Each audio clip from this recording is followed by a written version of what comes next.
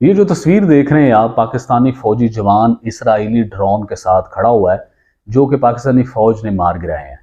70 کے قریب انڈیا نے جو اسرائیلی ڈرون پاکستان میں مختلف شہروں میں چھوڑے تھے، ان کو ہمارے جوانوں نے کامیابی سے مار گرایا، اور اب اس جیسے اور بہت سے ڈرون پاکستانی فوج کی تحویل میں ہیں، اور ان کی ریورس انجینئرنگ کر کے پاکستانی فوج آنے والے دنوں میں لیٹسٹ ڈرون بنائے گی۔ تھوڑا سا ہسٹوریکلی ایک میں آپ کو واقعہ بتا دوں، پاکستان نے کروز میزائل بیس کیسے بنایا تھا۔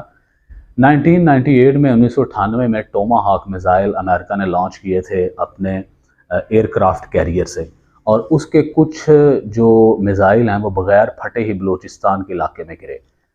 وہاں سے پاکستان نے وہ والے میزائل پکڑے اور ان کی ریورس انجینئرنگ کی، اور پھر بابر نے کروز میزائل، جو پاکستان نے بابر کروز میزائل بنایا تھا، وہ اسی طرح سے بنایا تھا۔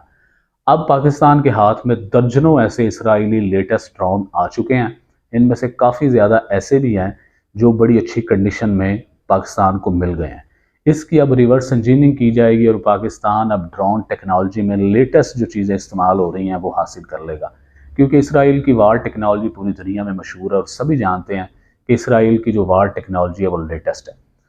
انہی ڈرونز کو چین اور ترکی بھی حاصل کرے گا، کیونکہ وہ پاکستان کے پارٹنر ہیں اس وار جو سارے اکوپمنٹ ہے اس میں، اور چین اور پاکستان کو بہت زیادہ سپلائی بھی دیتا ہے۔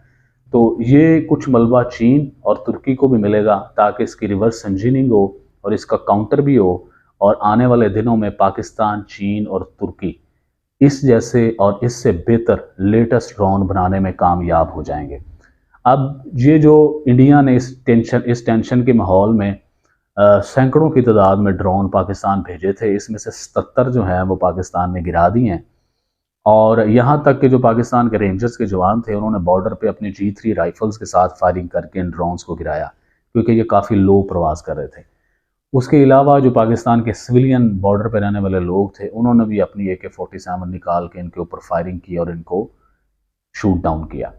تو پاکستان اس وقت ایک بڑی اچھی، آپ سمجھ لیں، وار ٹرافی حاصل کر چکا ہے، جس سے پاکستان آنے والے دنوں میں اس جیسے ہزاروں لیٹسٹ ڈرون بنائے گا جو مستقبل بھی جنگ کے لیے ایئر ڈیفنس سسٹم کو انگیج کرنے کے لیے بہت بڑا ہتھیار ہے۔